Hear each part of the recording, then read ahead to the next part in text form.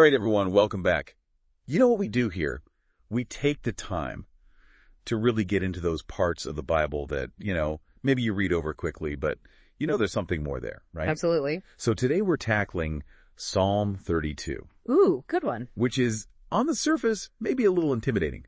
Like, unconfessed sin, consequences, hiding from God, horses and mules. It's a lot. Yeah, right. So how do we take this ancient text? And I don't know about you, but I always feel a little guilty when I read it. Like, oh, I've done something wrong, even if I can't think of anything specific. Right, yeah. So where do we even start?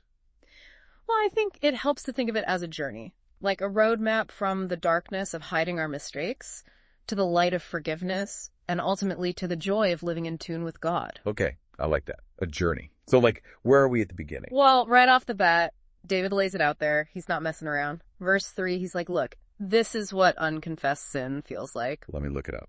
Verse 3, okay. It says, my bones wasted away while I groaned in pain all day long. Intense, right. It's not just some abstract concept. He's talking about real, physical, emotional pain. So is he saying, that God is punishing him? Not necessarily. It's more like he's describing the natural consequences of carrying that weight around. We all do it to some extent. We make mistakes, we mess up, and sometimes we try to bury those feelings instead of dealing with them. I've definitely been there. And it takes a toll. Think about it. When you're stressed or anxious, what happens? Your body reacts, you can't sleep, you get headaches, maybe your stomach's in knots. Yeah, okay. I can see that. So we're holding on to this guilt, this shame, and it's literally making us sick. Exactly. But then there's this incredible turning point in verse 5. Oh, yeah. Then I confessed my sin, and you forgave my sins.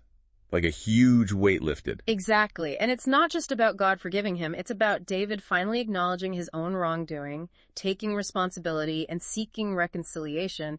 And in that moment, he finds relief, freedom. It's like finally admitting something you've been hiding and realizing it wasn't as bad as you thought it was. Right. And even today, therapists talk about the importance of confession, of processing our emotions, and finding healthy ways to deal with guilt and shame.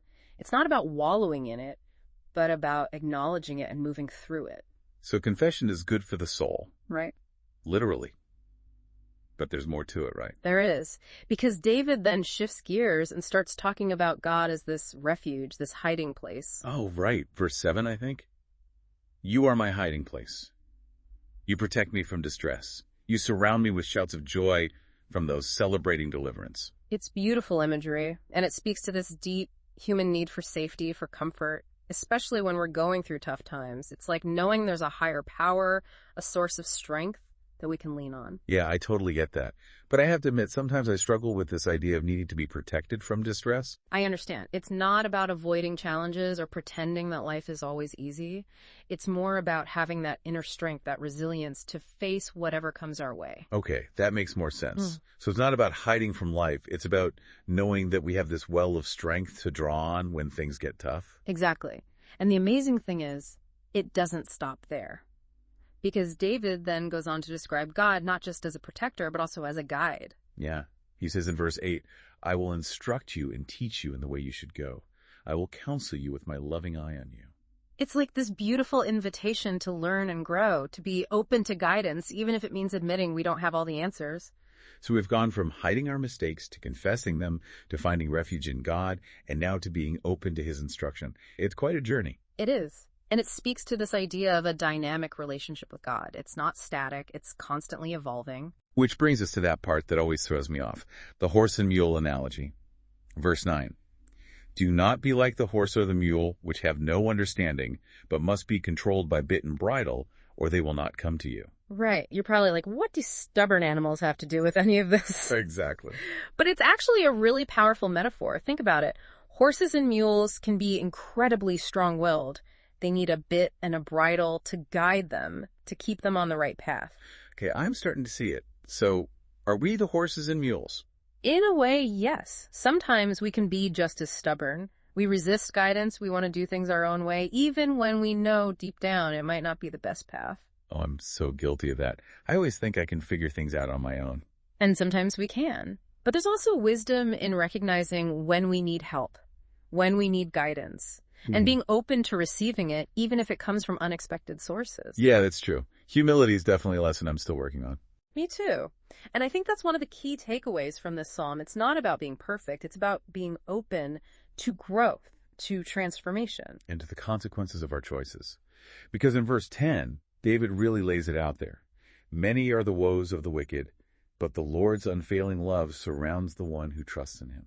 He's not saying it's about punishment versus reward, but about the natural outcomes of different life choices. Like if we choose to be stubborn, if we refuse guidance, we're likely to experience more pain and hardship. But if we choose to trust in God, to be open to his wisdom and guidance, we open ourselves up to a different kind of life. A life filled with joy. Which brings us to that beautiful ending in verse 11. Rejoice in the Lord and be glad, you righteous. Shout for joy, all you upright in heart. It's like this incredible culmination of the whole journey. We've gone from the depths of despair to this place of freedom and joy.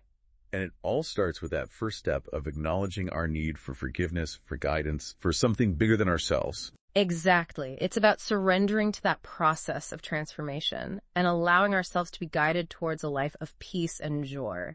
This has been an incredible deep dive. Really makes you think. It does. So to our listeners, we leave you with this. If Psalm 32 is a journey from the weight of sin to the lightness of joy, where are you on that journey? What step might you need to take today to move closer to that place of peace and freedom? Thanks for joining us. It's been a pleasure.